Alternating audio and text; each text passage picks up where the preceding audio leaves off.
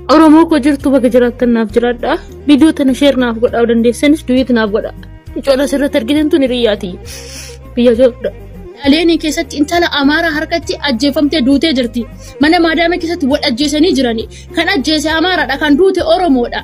Garuu dubbiin kun dura soba naaf fakkaate ani dubbii soba naaf fakkaateen callise amma jarruu irraa dubbachaa jirti. Abduun koo raawwate milkiin koo siin tolee. Ahaan darbatame sinan kaasne mogolee. Oromoo ko jirtu bakka jiraattan naaf jiraadha. Maal ijoollee Oromoo viidiyoo tana share duwit godhame. Waan arrabaatu waan fokkisaatu share duwit gootani. Waan safuutu share duwit gootani. Kanammoo waan lubbuuti mee share waliif godhaa duwit waliif godhaa naman dhageenye wal dhageechisa Oromoo ko. Oromoo kaleessaa malee eengaddaa intalli Oromoodha biyya Dubaay Aleenii keessatti intala Amaaraa harkatti ajjeefamtee duutee jirti. Mana maadaama keessatti wal ajjeesanii jirani. Kan ajjeese Amaaraadha kan duute Oromoodha. Garuu dubbiin kun dura soba naaf fakkaate ani dubbii soba naaf fakkaateen callise amma jarruu irraa dubbachaa jirti jarruu irraa haasa'aa jirti.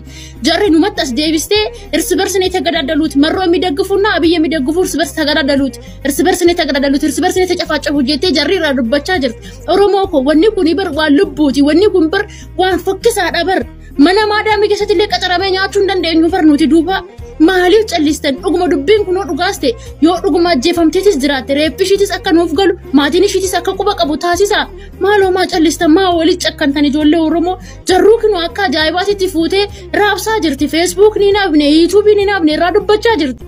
Isin maa callistan maazim jettan ijoolleen Dubaay Aleenii keessa jirtan waan kana nu waxxaarraa baasii Dubaay keessa jirutti nuu hima.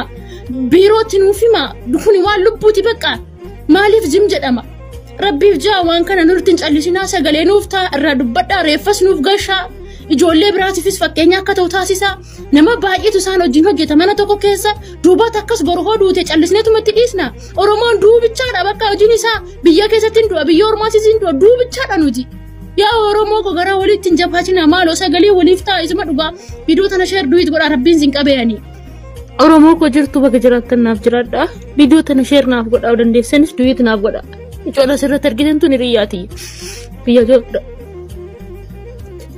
Micoon Oromoo takkaas biyya kana keessatti rakkannaani warra qoonsilaas dawarree warri qoonsilaatis furmaata laachuu fidanii warri biirootis hin dhufin yoo dhufte sijjeessan jenni sijjeessan biyyummaas biiroo dhufin jennaan bachisiisin jedheen ishiin baddee ala hojjette waan ta'eef bakka otoo nu jirru hinduuti micoon tun bachisiisii jennaan. Yoo ishee bachisiistu wajjin qabamtee jechuudha. Biyya kanatti immoo wanjala nama bachisiisuun seerri biyya kanaa nama bachisiisan ulfaataadha.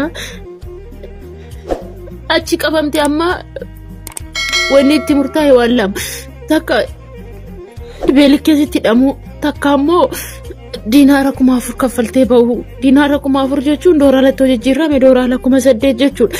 Kana koo kaffaltee hin baataa yookaan beelikkii hidhamtaa jedhaniin. Kana hunda ammoo kan godhe anaadha. Ani gara laafummaa kiyya ijoolleen Oromoo akka rakkattu waan hin barbaanne duuba silaa erga nuti nu jirru maaliif duuti haga duutu maaliif beekna jenne kana hunda ashitti fide jechuudha. Kanaaf ijoollee Oromoo intala durbaati. Micoon tun immoo rakkoo baay'ee qabdi gara maatiitiin illee jechuudha. Rakkoo baay'eetu ishirra jira waa baay'ee keessa jirti. Amma biyyalloo galtee maatii anis walitti buuteerti waa baay'ee keessa jirti isheen baay'ee nama gaddisiisa.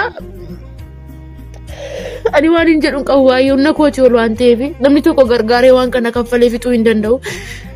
Dhabuma jedhaa guma qabdaniin micootana daa'ima ganaa xiqqishuudha isuma dhugaa akka kara biyyaa galtuu taasisnu mallaqichi gaafatame qaba mallaqa guddaadha. Diinaara 4,000 jechuun dooraalatti dooraalaa 8,000 jechuudha. Namni tokko namni lama shaffanuu waan hin dandeenye. Na gargaara Oromoo koo rabbiif ja'aati. Kana hundaan natti fide gara laafummaa kiyya isuma dhugaa. ሰላም በጣም የሚያሳዝን ነገር ማለት ነው። የቤት ሰራተኛ ሁለት ተጣልቶ አንዷን አንድ አባጩቤ በብላ ወቅታ ገደለች። እሷ የገደለች ጠፍታለች። የኛ ሞታለች። መዳማም የነሱ መዳምም በእንትን ደንግጣ በድንጋጤ ሐኪም ቤት ገብታ ሐኪም ቤት ውስጥ ሞታለች እየተባለ ነው ማለት ነው። ይሄ ነው አሁን ጭንቅላት ለምን ገብታችሁ አትዋጉም ለምን ትግማማላችሁ እዚህ ምን አቤት ደሞ ተጠንቀቁ ሌሎቻችሁ ማለት ነው ያኛው እየፈለጉ ነው ተጠንቀቁ ይሄ ማለት እግዚአብሔር ነው ማለት ቃላት የለኝም ምን እንደምናገር እንኳን አላቅም ደነዚዝ በእግዚአብሔር ነው ማለት ምን አይነት ጭቅላታም እንደሆናችሁ እኔ አላቅም እግዚአብሔር ማለት ወይ እንጀራ ምን ወወቀ